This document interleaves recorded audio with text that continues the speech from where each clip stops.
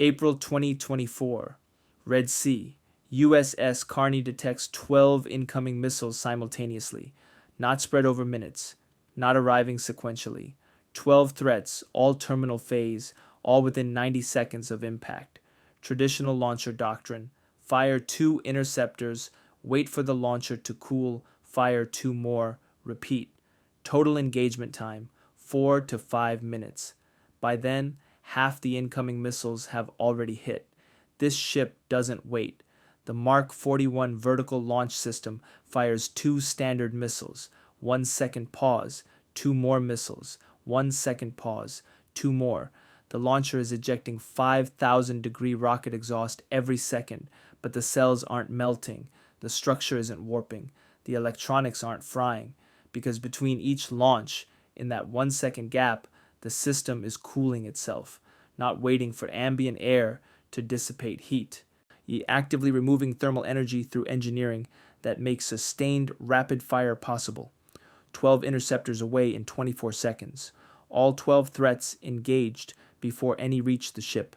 The defensive salvo that should have taken 5 minutes happened in half a minute. And the reason isn't faster missiles or better radar. It's thermal management, the unglamorous engineering that lets launchers fire as fast as threats arrive instead of as fast as heat dissipates. Let me show you why cooling matters more than firepower, how thermal engineering creates tactical advantages, and why the deadliest launchers aren't the ones that hit hardest, but the ones that keep hitting when others are waiting to cool down. The problem is heat. Missiles launching from vertical cells generate exhaust temperatures exceeding 5,000 degrees Fahrenheit, and that thermal energy goes somewhere, into the launcher structure, into adjacent cells, into electronic systems. Steel softens at 1,300 degrees. Aluminum melts at 1,200 degrees. Electronic components fail at 200 degrees. Fire 1 missile and the launcher heats substantially. Fire 2 in rapid succession, and you're approaching material limits. Traditional doctrine accepted this. Fire a missile, wait 30 to 60 seconds for ambient cooling. Fire another. The wait time allowed heat to dissipate naturally through conduction to surrounding structure and convection to outside air. That worked when threats arrived individually or in small groups. 1 missile inbound, fire 1 interceptor, wait, fire another if the first misses. Manageable timeline, acceptable engagement tempo. Modern threats don't arrive individually. They arrive in coordinated salvos. In 10 missiles approaching simultaneously from different vectors, the ship must engage all 10 nearly simultaneously, or some will penetrate while the launcher is waiting to cool. The defensive mathematics are brutal. A launcher that fires every 60 seconds can engage 10 threats in 10 minutes. But threats traveling at Mach 2 cover the final 20 miles in 90 seconds. The launcher fires twice before everything else impacts. You need launchers that fire as fast as threats arrive. And threats arrive every 1 to 2 seconds in saturation attacks. That means launching every 1 to 2 seconds, which means removing heat faster than it accumulates. The Mark 41 VLS accomplishes this through active thermal management, not passive cooling, active heat removal between launches. The system uses cold launch technology with exhaust management. The missile doesn't ignite inside the cell. A gas generator ejects it upward using cool pressurized gas. The missile motor ignites after clearing the deck, directing exhaust away from the launcher. That cold launch eliminates most internal heating. No rocket flame inside the cell, no 5,000-degree exhaust cooking the structure. The cell experiences pressure but minimal thermal stress. But the gas generator still produces heat, and launching every second means that heat accumulates. Even cold launch requires thermal management for sustained rapid fire. The cells are constructed with heat-resistant materials and thermal barriers, composite structures that withstand high temperatures without degrading, insulation between cells preventing heat transfer, thermal coatings that reflect radiant energy rather than absorbing it. And between the cells, cooling channels circulate seawater. The ship's cooling system pumps water through passages adjacent to launch cells, absorbing heat and carrying it away. The water heats, but it's continuously replaced with cool seawater from outside the hull. That active cooling allows sustained fire rates impossible with passive systems. Launch a missile. Heat transfers to cooling channels. Seawater absorbs it. Fresh cool water flows in. The next cell is ready to fire 1 second later. The cycle repeats. Launch, cool, launch, cool, launch, cool. The tempo is limited by mechanical cycling speed, not thermal constraints. And mechanical cycling happens in fractions of a second. The result is fire rates approaching 1 launch per second from a single launcher module. A destroyer with 90 VLS cells can theoretically fire all 90 missiles in 90 seconds if the tactical situation demands. Nobody does that. Magazines are precious. But the capability exists, and in scenarios where 40 incoming missiles must be engaged simultaneously, firing 80 interceptors in 80 seconds is the difference between survival and sinking. The engineering challenges are substantial. Seawater is corrosive. It damages metals and clogs passages. The cooling system must resist corrosion while maintaining flow rates sufficient for heat removal. Corrosion-resistant alloys and coatings protect cooling passages. Regular flushing prevents buildup. Monitoring systems detect blockages before they degrade cooling performance. The maintenance is intensive but essential, and the cooling system has redundancy. Multiple independent loops ensure cooling continues if one fails. Pumps have backups. Passages are oversized to handle partial blockages without losing effectiveness. That redundancy is critical. Cooling failure during rapid fire means launcher shutdown. If cells overheat, launches stop until temperatures drop. That interruption could mean incoming missiles penetrate while defenses are paused. The thermal sensors throughout the system monitor temperatures in real time. If any cell approaches limits, the combat system knows immediately and redistributes launches to cooler cells. The ship fires from cell 12 instead of cell 8 because cell 8 is hot and cell 12 is ready. That dynamic distribution happens automatically. The crew doesn't manage individual cell temperatures. The automated system optimizes launch sequencing based on thermal state, mechanical readiness, and tactical requirements. Humans make strategic decisions. Engage these threats with these missiles. Computers handle thermal logistics. Fire from these cells in this sequence to maintain maximum tempo without exceeding temperature limits. The tactical advantage is overwhelming. Ships with rapid fire capabilities engage saturation attacks that would overwhelm ships with slower launchers. An enemy launches 30 missiles at a carrier group. Traditional launchers fire 2 to 4 interceptors, then pause 30 seconds. They engage 8 to 12 threats before the rest impact. Mission kill on the carrier. Rapid-fire launchers engage all 30 threats in 60 seconds, launching 60 interceptors from distributed cells across multiple ships. Every threat faces at least 2 interceptors. Kill probability approaches 90%. The carrier survives. The difference is thermal management. Both launchers have the same missiles, same radar, same fire control. One cools faster. That cooling speed determines mission success or catastrophic failure. The magazine depth considerations become complex with rapid-fire capability. A ship can expend its entire magazine in minutes if needed. That's tactically valuable but strategically risky. Fire 90 missiles in one engagement and your Winchester, completely out of ammunition. The ship is defenseless for days until it reaches port for reload. If another threat appears hours later, the ship has nothing to shoot. The doctrine emphasizes measured response despite rapid-fire capability. Just because you can fire 90 missiles in 90 seconds doesn't mean you should.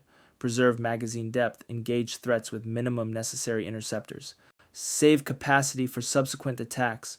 But when the threat demands it, when 50 missiles are inbound and survival requires firing 100 interceptors, the capability exists. The launcher won't stop you. The thermal constraints won't force pauses. You can shoot as fast as necessary. That flexibility is the advantage. Rapid fire when required, measured fire when appropriate. The launcher adapts to tactical needs rather than imposing thermal limitations. The comparison to legacy systems is stark. Older launchers like the Mark 13 or Mark 26 had mechanical fire rates of one launch every 8 to 10 seconds. Thermal constraints extended that to 30 to 60 seconds under sustained use. A Mark 13 launcher could fire perhaps 30 missiles in 30 minutes before thermal limits forced extended cooling. The Mark 41 fires 30 missiles in 30 seconds and could continue firing for another 60 launches before approaching thermal limits. That's not incremental improvement. That's generational difference. Ships with Mark 41 can do things ships with legacy launchers simply cannot: engage multiple simultaneous threats, conduct sustained defensive operations against repeated attacks, provide air defense for multiple ships within a group. The flexibility comes from thermal capacity. The operational tempo in the Red Sea demonstrated this. USS Carney fired over 50 missiles in 4 months. Many launches happened in rapid sequences, multiple missiles within seconds engaging different threats. Without active cooling, sustained operations at that tempo would have damaged launchers, warped structures, degraded seals, reduced reliability. And active cooling meant launchers remained fully functional through hundreds of thermal cycles, and reliability matters more than peak performance.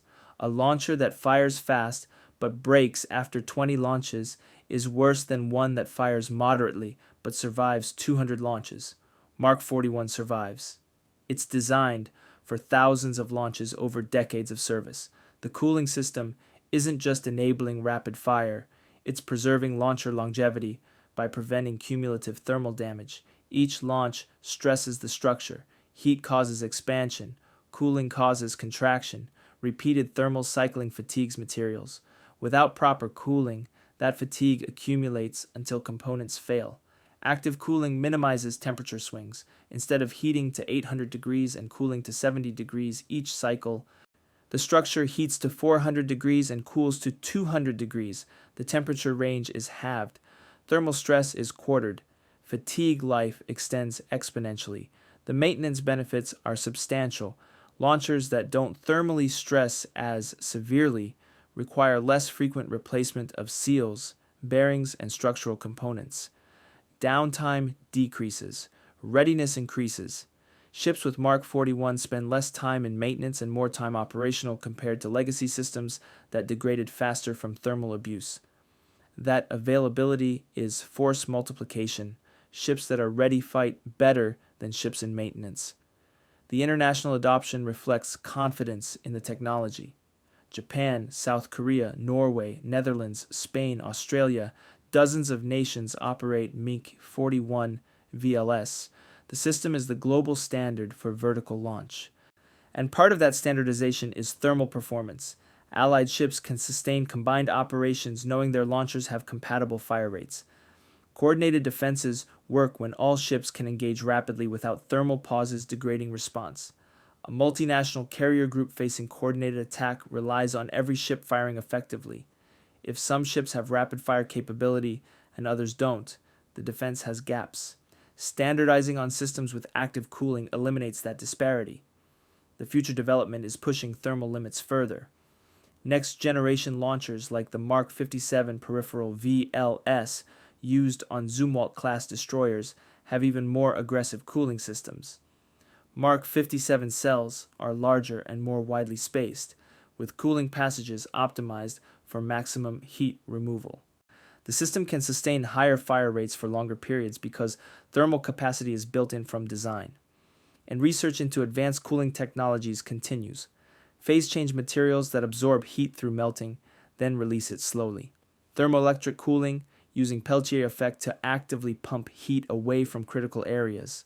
Hybrid systems combining multiple cooling methods. Those advanced systems may enable fire rates approaching 2 launches per second from single cells. That's faster than threats typically arrive, meaning launchers would never be the limiting factor in defensive engagements. The cost of thermal management is substantial, but justified. Cooling systems add complexity, weight, and maintenance requirements. Pumps, piping, sensors, control systems all require installation, operation, and upkeep. But the capability they enable is invaluable. In combat, rapid engagement means survival. The ship that fires first and fastest has decisive advantage. Cooling systems that enable that tempo are worth every dollar spent, and the alternative, Losing ships because launchers couldn't fire fast enough is infinitely more expensive. One destroyer loss costs $2 billion plus 300 crew members. The cooling system that might have prevented that loss costs $5 to $10 million. The economic calculation is obvious. Invest in cooling, enable rapid fire, survive engagements that slower ships cannot. The training emphasizes understanding thermal state without micromanaging it. Operators learn that rapid fire is possible, but they monitor thermal indicators to understand system margins. If the display shows launcher temperature is green, sustained fire is safe. If it transitions to yellow, the system is approaching limits, but still functional. If it goes red, cooling is overwhelmed and fire rate must decrease or pause until temperatures drop. In practice, red is rare. The cooling systems are designed with significant margin. Normal operational tempo never approaches thermal limits.